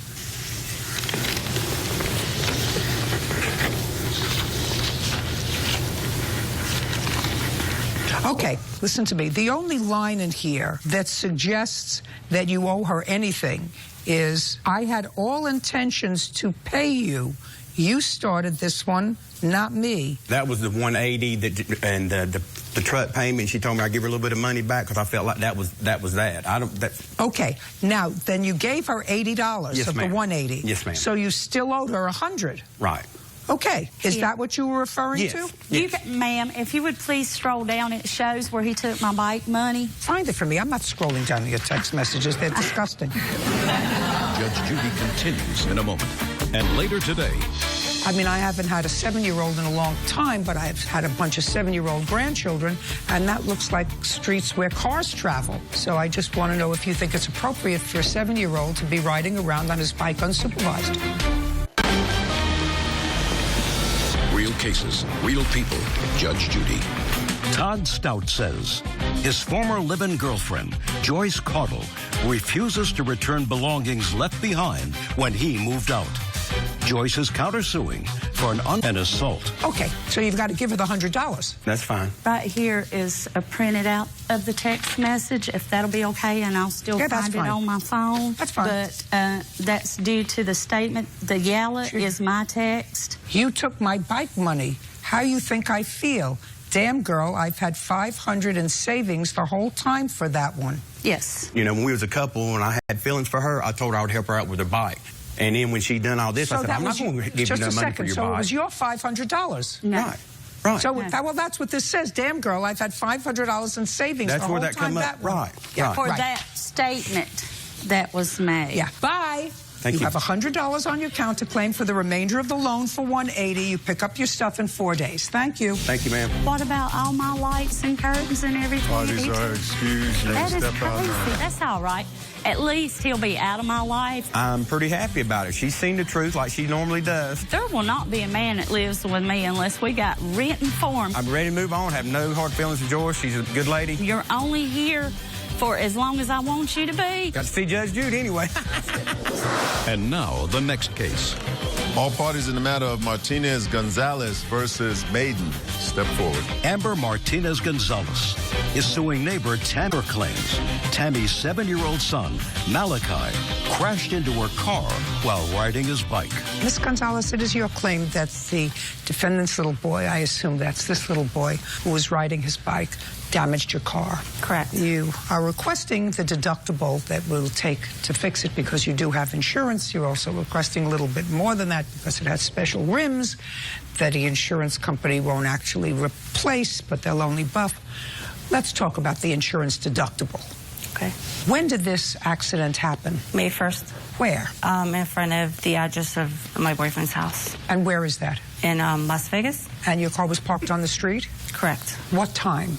16:37. About 4:30? Yes. Is that right? Very good. Okay. Okay, tell me what happened. I came out of my house, and I was going to leave to go to the store, and Andrew was there. Who's Andrew? Andre. Sorry. Andre. Was in front of my car on the other side, and he said, "Is this your car?" And I said, "Yes." Step up. Tell me your last name. Scott, S-C-O-T-T. Mr. Scott, you were outside of the house and near the plaintiff's car on May the 1st? Yes, ma'am. Tell me what you observed, sir. Basically, if you look over here... Over and show me. Sure, no problem. It's pretty easy. I live over here, but I walk my dog and I come around the block. As I come here, this is me right here with my dog, and the young man was on the bike. He came right in front of me and hit the car. I guess he was out of control. I walked over to see if he was okay. At that point in time, she came out. She couldn't see him because she was on the other side. And I looked up. I said, "Oh, is this your car?" And she was like, "Well, yes, it is. Why?" I said, "Well, come around." I said, "I'm coming over to see if the young man's okay." Okay, could you step back there? Is this the young man you were talking about? Yes. Okay, you saw him hit the car. Where did he hit the car? He hit the car in the front corner panel of the driver's side. He was out of control, basically. He went right in front of me like that and hit the car. And he fell, the bike hit the car and he fell over. And it looked like he hurt his groin. And that's what he was holding when he was rolling around on the ground. So that's when I walked over there to see if he was okay. We would get him some medical attention. At that point, when she had came out, and she also, once she realized he might have hurt himself, we both were asking, was he okay? He was going to call 911. He just hopped up out of nowhere. His eyes got real big and was like, "Well, let me walk you home so we can talk to your mother and let her know what happened," or whatever. She said she had it from there, and I walked to my house. Whatever, I'm not for sure what happened when she walked him home. That's it. Yeah, Thank you very much, Mr. Scott. Appreciate it. Okay. Now, how old is your son? 7. Who was he out playing with that day? With one of his friends. How old is the friend? 7, 8. You think that that's okay for them to be out riding in the street on their bike unsupervised? Well, actually, from my understanding, he wasn't riding in the street. They were playing hide and go seek. Well, I know the story that you told me in your answer, but you weren't there. Mr. Scott was. He just told you what happened. Do you understand? Judge Judy continues in a moment. Closed captioning sponsored by... Want justice? Go to judgejudy.com. Like us on Facebook and follow us on Twitter. Now, Mr. Scott is not lying to me. Okay. Mr. Scott is telling me exactly what he observed. Okay. He has no horse in this race. Your son was riding his bike, and he collided with the plaintiff's parked car. He could have gotten hurt. My only question is, I haven't had a 7-year-old in a long time, but I've had a bunch of 7-year-old grandchildren, and that looks like streets where cars travel. So I just want to know if you think it's appropriate for a 7-year-old to be riding around on his bike unsupervised. Judgment for the plaintiff in the amount of $1,500. That's all. Have the brand new rims replaced. That's all. Thank you. Parties are excused. You may step out. Judge Judy continues in a moment. And on the next Judge Judy... We've been friends for a year. Everybody's got a different opinion what friendship is. There's platonic friends. There are friends with benefits. Friends with benefits, yes. Is that true? Like a full benefit? No. Next Judge Judy. It is what it is. I think it was fair. I just know for a fact she was trying to get some money. That's a very busy road, and anybody could have hit him. Happy it's over with so they can stop bothering me. I'm happy it was resolved and then get over it. Now I can wash my car, maybe.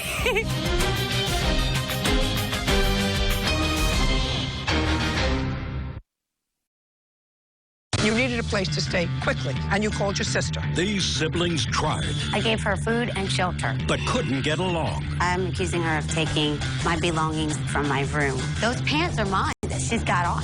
I like them back. And their bad blood She had her son shoot me in the back of the head with the BB gun. is boiling over. She told my nephew, shoot her in the middle of the eyes like I taught you. Judge Judy. You are a blend. This is Judge Judy on Andrea Vasquez is suing her sister, Anita Vasquez, for falsely accusing her of theft. Order. All rise. It's case number 105 on the calendar, the matter of Vasquez versus Vasquez. Thank you. You're welcome, Judge. Parties have been sworn in. You may be seated. Gentlemen, have a seat. Ms. Vasquez, the defendant is your sister. Yes, ma'am. And your lawsuit seeks damages from her for what you say were false accusations that she made to the police that accused you of stealing property from her home. Correct. Very difficult to prove a negative, so let me explain what you would have to establish to my satisfaction. You would have to establish to my satisfaction that your sister made accusations of theft to the police about you, knowing that they were false, and did so maliciously. Do you understand? Yes, ma'am. Because otherwise, the fact that you were not convicted of theft or was not arrested for theft does not mean that you have the right to sue the person who accused you unless you can show that they did so maliciously, knowing that it was untrue. Yes. So, let me lay out the story as I believe I recall from your complaint. With children? Yes, ma'am. You needed a place to stay because you were losing your home, whatever it was. You had trouble with the boyfriend, the mother or father of the children. I don't know. But you needed a place to stay quickly. Yes, ma'am. When was that? August 1st of 2014. And you called your sister, and you said, can I come to stay with you? I need a place, a safe place. Well, I didn't ask her. She knew the situation between... Don't tell me what she knew. Okay, I'm sorry. Somehow your sister was contacted, and she opened her door to you in August of 2014. Yes. And allowed you and how many children to move in with her? My 2 kids. And you have children? I have 2 boys, yes, Your Honor. How old are your children? Mine are 9 and 10. Well, so far, that's very nice of your sister. There was terms with it. So far, that was very nice of your sister. Yes. She got along without you before, right? Somewhat. I was babysitting a lot for her. Even though I wasn't living there, I would babysit a lot. She got along living without you before. Okay. What do you mean, okay? Yes, ma'am. So she opened her house, you came in. Then you had an argument with her. What month and year did you have the argument with her? October 12th, 2014. What was the argument about? My uncle had passed away, and I believed my sister should have been at his funeral, which she wasn't, so I expressed my anger that she should have been there for my uncle's funeral. For, respect on my father, his sister's husband. Okay. So you told that to your sister? Yes. Did you say it to her in an accusatory way, or did you say it to her angry, or was it a discussion? It was kind of said in anger, hurt, really. Okay. For losing my uncle, because we just buried him. So it was, out of pain. I thought she should have been there. Is that when she told you to move? No. When did she tell you to move? Well, that night we got into the physical fight. What was the physical fight about? Hand me my property in boxes. My father is witness because I was really excited to get my stuff back. Yes. After that, when I had my property in my parents' house with me and my kids, in November, the cops come to the house with the search warrant, raid the house, confiscate the property from the boxes that was given to me because she said that was her property. Just a second. Well, in October, you were very excited. You got your property back in the boxes. You must have opened the boxes, correct? Yes, ma'am. Did you find anything in there that wasn't yours? No, ma'am. So all the property in the boxes, was it still in the boxes? They were still in the boxes. Well, what were they still doing in boxes? You were so excited to get it back. Because in my parents' house, it's a confined space, so I have all my stuff in kind of one room. All mine and my kids' stuff. Well, what was in the box? DVDs, Blu-rays. DVDs, Blu-rays. Were any of those your sister's? No. Okay, so is that what you accused? My belongings that she took from my room when it was robbed and ransacked. When? I took a trip to Bali in October. At the end of October, I got home in November, and when I opened up the door to my room, because it was deadbolted while I was away, somebody had went through the bedroom window where there's an AC unit, and they removed that. They went through the window, and they went through my entire room, and they ransacked everything. It was a lot of jewelry, clothes, purses, shoes, money, video cameras, TVs. Well, did you accuse your sister of doing that? I did, because... Tell me why. She had harassed me all of October, making phone calls to the police, different accusations. Did you call the police about her in October? Yes, ma'am. She would harass me at my parents' house, which was right next door. She had her son shoot me in the back of the head with a BB gun. I do have the police report on that. My father was witness that day. You mean you heard her say to her son, shoot her in the back of the head? Yes, she told my nephew, shoot her in the middle of the eyes like I taught you. Oh, God. Is that what you heard, sir? That's what I heard, yes. Did you say that? No, I would never. Stand up, sir. Yes. Mr. Vasquez, tell me where you were when you heard this daughter tell her son to shoot your other daughter between the eyes. I was sitting down in the front porch of my house, and 25 feet, and I just heard her say, shoot her, that's all I heard. Just, you heard her say what? Repeat what you said. I just heard her say, go ahead and shoot her. But he had a BB gun. He's got a BB gun. That's what I heard. You didn't hear, go ahead and shoot her between the eyes the way I taught you. I didn't hear that part. I just heard, you didn't. Go ahead and shoot. Did you tell that to the police? They didn't ask me anything. That's not what I asked you. Did you tell that to the police? No, I didn't. Sit down. Thank you. So in October is what you're saying, from between the 13th and the 20th, there were calls to the police that you made? Yes. How many? The incident with my nephew. There was another incident where she ran up to my parents' house and busted their glass window of the door with a hammer. So I called the cops for that. And one other morning, she came running to my parents' driveway. When I opened the front door, she just started wailing. My dad had to pull her off. So it's 3. And I do have copies of the reports. I'd like to see them. Okay. Those are calls from October. I have more. These are abroad calls from November, after I got back from my trip, after the burglary.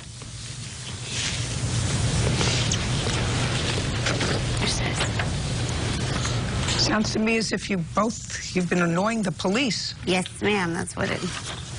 Keep the harassment. And that caused more upset to her. Actually, Your Honor, my mom did call the officers one time because my sister climbed her fence to talk mess across. Is what you're telling me the reason that you accused your sister of theft is because of these ongoing problems that you had had with her? The ongoing problems, plus because I kicked her out of my home and she got cut off. I gave her transportation, gave her my truck to borrow, a cell phone, the funds, gave her money to pay her probation and to take care of the kids, and I gave her food and shelter. So when all those things got cut off, she came to me and begged to move back in. I told her no after the fight. I was not going to allow the drama or the fighting in my home, and she was upset because I would not allow her back in my home. She had no transportation, no more money, so no more cell phone, no nothing. Okay. Those pants are mine that she's got on. I like them back. Okay. My ex-boyfriend bought me these pants. Ms. Vasquez, you have no case against your sister. She has every right to tell the police that she believes that you entered her home without her permission because you had had ongoing disputes with her. What's the also, Your Honor, the stuff that the police confiscated in the raid was my property, my laptop. I don't care. That's not what this is about. Okay. Your allegation is that she made false allegations of theft again. Explain to you that in order to be compensated for false allegations being filed, the person who's making them has to know that they were false allegations when they were making them. It's perfectly clear to me that you and your sister have been on the outs since at least October. Yes. And there have been ongoing police calls, mostly by you, to the police about your sister. And it would be perfectly reasonable for your sister to have felt that if someone broke into her home and stole her things, it might be you. Now, she has the right to tell the police that, as long as it was not vicious and vindictive. If there was no burglary in her house. There was none. The property was mine. Just a second. You mean the property that was taken from her bedroom was yours? The property that the We're not police talking about that. Okay, I'm sorry. We're talking about the burglary that happened in her home when she was out of the country. That's what we're talking about. She accused you of taking that property and being involved in that burglary. Am I getting it wrong? No, you're getting it absolutely right. Actually, when they did the search, Your Honor, they have in the report, towards the end of the search, I located Andrea hiding behind clothes, hanging up in a back bedroom closet. She was hiding clothes, hiding in a closet. Listen, I don't care. It's a very simple issue. And the issue is, did you have a basis, a reasonable basis for thinking that your sister broke into your house? And the answer is yes. It's a complaint that you have against your sister. Now, you have a cross complaint for harassment. Yes, Your Honor. Yes, stop. Your father, how old are you, sir? 61. You'd like to live in peace? Yes, I would, Josh. How's your daughter been in your house? She's got a job. She's working now. She's steady working, trying to get a car running. When did she start working? She's had 3 different jobs. Because one was a layoff, so she had to find another job, so she's working now. She threatened to burn my parents' house down. They kicked her out. Don't say anything.